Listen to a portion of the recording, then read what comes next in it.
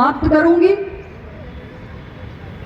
मैंने आपसे एक बात कही कि आप सब एक ही माला के मोती हैं।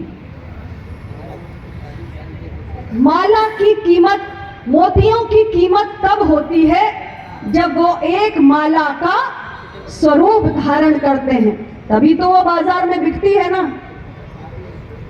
और जितनी सुंदर माला उतनी बड़ी कीमत।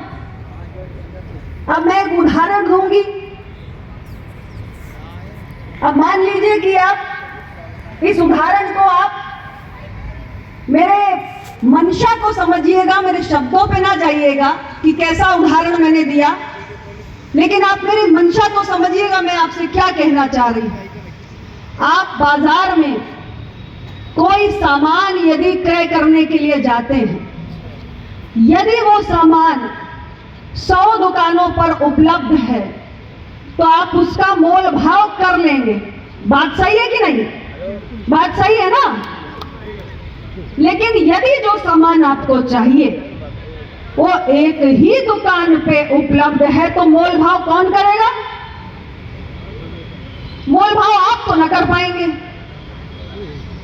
मेरा कहने का आशय सिर्फ इतना है कि जो समाज बिखरा और बटा हुआ होता है उसे उसका अधिकार, उसके सिर पर ताज कभी नहीं मिलता है।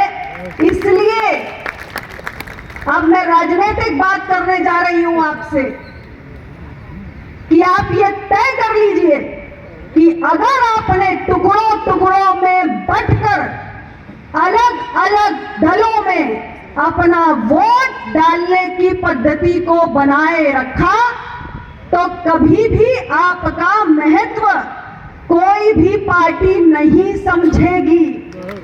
माला के मोतियों की तरह एकजुट रहिए, एक ही जगह होनी चाहिए।